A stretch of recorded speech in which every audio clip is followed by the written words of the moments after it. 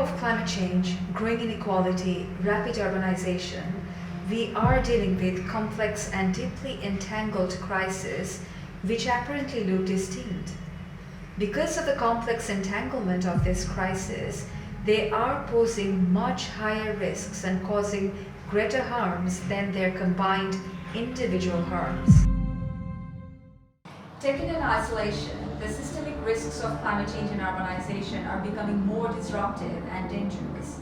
And in most cases, they are worsening faster. The world is urbanizing at a very fast pace, and most of this urbanization is happening in the global south. And this urbanization is accompanied by unplanned development and growing proliferation of slums. And at the same time, we are hitting the limit of 1.5 degrees centigrade in the next few years' time. So these risks are not only amplifying in severity, but also accelerating faster.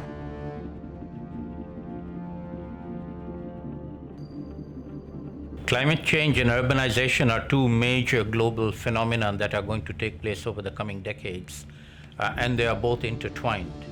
The biggest connection between urbanization and climate change is the fact that many people around the world are going to be displaced because of climate change impacts and will move from rural areas to urban areas. Right now in Dhaka city, where I am, for example, every day it's estimated that more than 2,000 people arrive in Dhaka city as migrants coming from the rural areas, and a growing proportion of them, probably more than half at the moment, but it'll become bigger in future, are actually being forced to move because of climate change impacts, particularly in the low-lying coastal districts of the country, in this low-lying affected by sea level rise.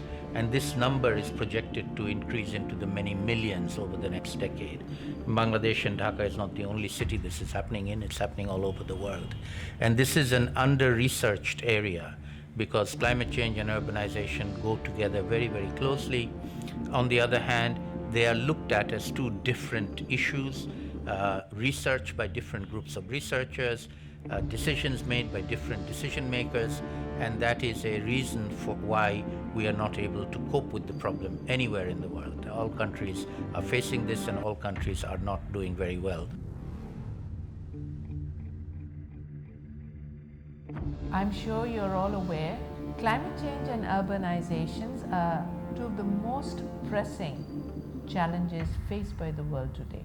They are inextricably linked, and the combined impacts are having a disproportionate effect on women and girls, particularly in the south, in the most vulnerable areas. Gender and power relations between men and women are unequal.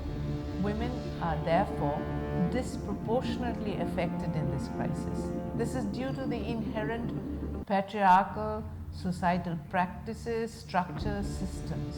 The gender division of labor.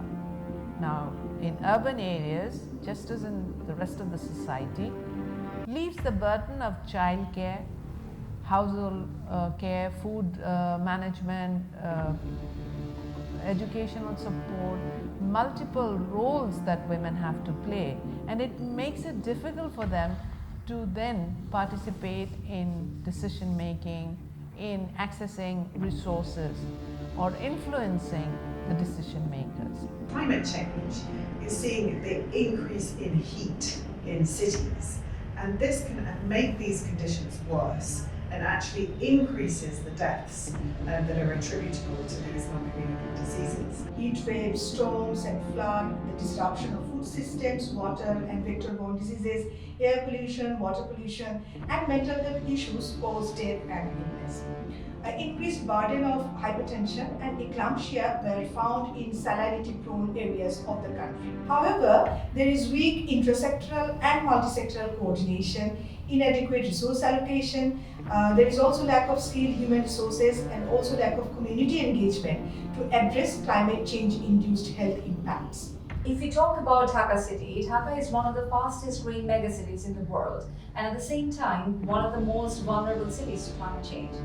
The city is experiencing weather extremities, extreme heat stress during summer, and this heat stress is further exacerbated by the haphazard and largely unplanned development that is happening in the city. It is losing its green spaces, hard surfaces are increasing, and these hard surfaces reflect heat and further adds to the heat rays. It also affects mental health.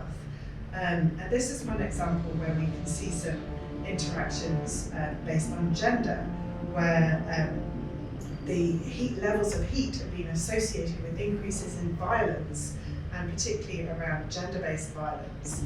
So you can see this relationship with mental health, this rise in non-communicable diseases, and the fact that they're exacerbated by climate change is then putting a huge pressure on the health system in cities. A health system that wasn't designed for the number of people that now live in cities, and particularly at primary care level. Also, due to the rapid unplanned urbanization, the water bodies are disappearing and buildings are being constructed. These water bodies used to work as natural drainage, which is not there anymore. And the physical drainage is largely inadequate for the city. The result is, even with few hours of rain, the city is waterlogged. Another really clear example of the overlapping risks is dengue fever. And at the moment in Dhaka, we have a really serious number of cases. We're seeing more and more cases every year. And this is a clear example of how climate change and urbanization come together to really make a much worse dengue problem than we've seen before. So for example, within the city, where you have construction sites, frequently there's little pools of water that are left, maybe in a bucket, or water all around the construction site. That's the perfect breeding ground for mosquitoes. Similarly, in informal settlements where there isn't good water management, and people will struggle to store their water and keep their water, it's very hard for people to keep their homes free of stagnant water. And again, perfect breeding ground for mosquitoes. So this is leading to increased cases in dengue. And the heat is providing the perfect environment for the mosquitoes as well. So you can just see this exacerbation between urbanization, climate change, really fueling the high numbers of dengue cases and dengue deaths that we're seeing at the moment. Bangladesh has been rural-centric, so has been climate change. So climate change research, studies, investments have all been focused on some of the identified climate hotspot areas, which are mostly rural areas. But as a result, what happened is we know very little. There is very limited knowledge, if any, about the urban areas with regards to the climate change, and even less so with regards to gender perspectives of it. Neither do we have data to say for sure what's happening, how women are being affected, how men and women are being affected differentially, what is the health problems, what are the socioeconomic aspects that are being faced by men and women differently. None of those information are available. So as a result, the investments in this area is very, very nominal. So going forward, I think one of the tasks for both the research community, decision makers at national level and at global level is to understand this nexus or overlap between urbanization and climate change, and to gather evidence to see how it's happening, what needs to be done to deal with it, and then how we can deal with both the problems at the same time without causing a siloization of this. At the moment, they are very siloed. People working on urban development don't understand or work on climate change. People working on climate change don't understand or work on urbanization. We need these two groups of researchers, decision makers, and funders to combine forces, join forces, and to do better at coping with this major problem that is going to unfold over the coming decades.